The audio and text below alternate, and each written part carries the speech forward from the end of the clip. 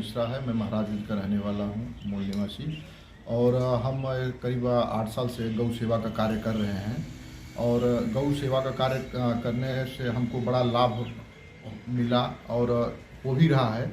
इसलिए लोगों से हम अपील करेंगे कि गौ का सेवा करें। हमारे सरकार भी हमारी मदद कर रही है जितना भी हो सकता है। संभवतः कभी कोई सरकार नहीं की है, लेकिन ये सरकार जो गौ का सेवा के बारे में आप लोगों के साथ कंधे से कंधा मिलाकर चल रही है। कि गौ का सेवा के हर सेवा के लिए सरकार कंधे से कंधा मिलाकर चल रही है, लेकिन आप लोगों का जितना भी इसमें प्रशंसा की जाए कम है। कि माननीय मुख्यमंत्री, माननीय प्रधानमंत्री जी हर गाय के पीछे 40-50 रुपया दे रहे हैं। कि हमारे जितने भी गाय हैं जो अस्थायी गौशाला में है उनके खाने पीने के लिए दे रही है।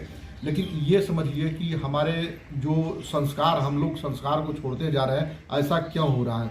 ऐसा नहीं होना चाहिए। इसके बारे में गहन अध्ययन करना चाहिए लोगों को।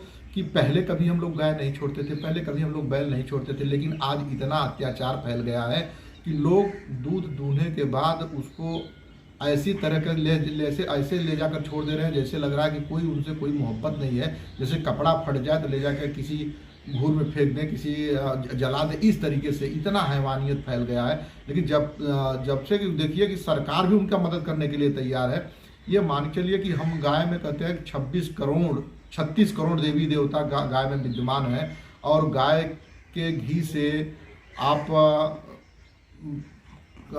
भगवान का पूजा होता है, आदमी खाते भी हैं। अगर कोई जैसे रोगी होता है उसमें भी काम आता है। गाय के दूध से भी तमाम प्रकार के रबड़ी है, मलाई है, मीठा है, तमाम प्रकार के पनीर है, पकवान बनते हैं। आप खोज रहे हैं कि हमको ओरिजिनल दूध मिले, ओरिजिनल पनीर मिले। अरे जब आप गाय पालेंगे, भैंस पालेंगे, तब तो ओरिजिनल गाय भैंस का दूध पाएंगे ना। और जब पालेंगे नहीं तो मिलेगा कहाँ से? और पालेंगे तो ऐसा कर रहे हैं कि आप जब दूध देना बंद कर रहे थे ले जाकर छोड़ दे रहे हैं। ले जाकर रोड पे छोड़ते हैं, ऐसे नहीं। अस्थायी गौशाला बने हुए हैं, सरकारी अस्थायी गौशाला बने हैं, ले जाकर वहाँ छोड़िए। आप ऐसे जगह ले जाकर के छोड़ देते हैं, रोड पे ले जाकर छोड़ देते हैं, वो भी डिवाइडर के बीचों बीच छोड़ देते हैं, जहाँ पे आए दिन एक्सीडेंट होता है। एक्सीडेंट होने में पशु का भी क्षत विक्षत हो जाता है, और जिस गाड़ी से लड़ते हैं उनको भी कुछ न कुछ नुकसान हो जाता है, और आए दिन में वो बुरी स्थिति हो जाती है।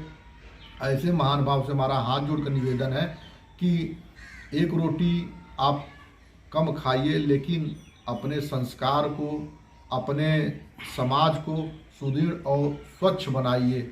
अगर नहीं बनाएंगे तो यही समाज कल के लिए दूषित हो जाएगा। तो आपको भी उसका दूषित का प्रभाव पड़ेगा, हमको भी प्रभाव, सब पर भी पड़ेगा। एक छोटी सी बीमारी कोविड आई थी, जो कोविड एक जगह से चालू हुई और पूरे वर्ल्ड में, पूरे भारत में फैल गई। और ऐसा जिसके घर जो बहुत बड़े रईस थे, बहुत बड़े पैसे वाले, तो उनके घर में खाना बनाने वाले जाते थे, भाई वो अपने हाथ से बनाते थे, खाना बनाने वाले जाते थे, उनके वजह से उनको भी फैल गया। ऐसा नहीं कि कोई बीमारी से कोई छूटा हो जाएगा, ऐसा नहीं है। देखिए सरकार हर समय मदद कर रही है। माननीय मुख्यमंत्री हमारे योगी महोदय जितना मदद करना चाह रहे हैं उससे ज़्यादा मदद कर रहे हैं। आगे आने वाले समय में भी हम लोगों के लिए वो परमानेंट रहेंगे, और हम लोग चाहेंगे कि हमेशा के लिए वो हम लोगों के देख रेख के लिए बने रहें, हम लोग उनके छत्र छाया में पलते रहें। एक 26 करोड़ जनसंख्या है उत्तर प्रदेश का, और एक अकेला मुख्यमंत्री 26 करोड़ जनसंख्या चला रहा है। माने ये मान के लिए कि विदेशों में इतने बड़े आबादी का एक देश होता है, इतनी जनसंख्या नहीं है विदेशों में, जितनी संख्या है उत्तर प्रदेश की जनसंख्या है। तब पर भी हमारे मुख्यमंत्री महोदय ऐसे चला रहे हैं जैसे लग रहा है कि एक छोटा सा घर चला रहे हैं। कहीं कोई बलवा नहीं, कहीं कोई अत्याचार नहीं। अगर किसी के पास कोई कर रहा है तो तत्काल उसके साथ एक्शन किया जा रहा है, तत्काल उसको दंडित किया जा रहा है कि ऐसा फिर भविष्य में वो न करे। तो ऐसे मुख्यमंत्री को हम बारंबार प्रणाम करेंगे। और मुख्यमंत्री के बारे में हम क्या कहें, मुख्यमंत्री हमारा स्वच्छ सुंदर छवि वाला मुख्यमंत्री है। न काहू से दुश्मनी, न काहू से दोस्ती, सबके लिए एक समान है हमारे मुख्यमंत्री। ऐसे एक छोटा सा और निवेदन है कि आप लोग इस समय धान की खेती करके, माने धान काट करके रखे होंगे, गेहूं की खेती कर रहे हैं, लेकिन जो आप लोग धान की जो पराली है उसको आप लोग खेत में जलाइए मत।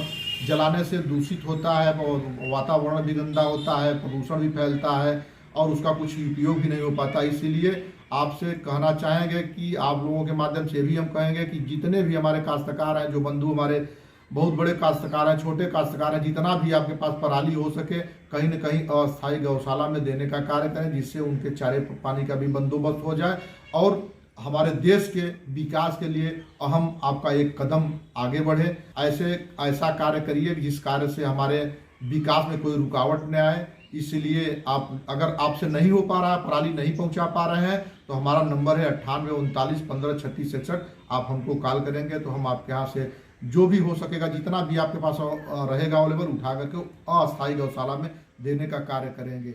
जय हिंद, जय गौ माता।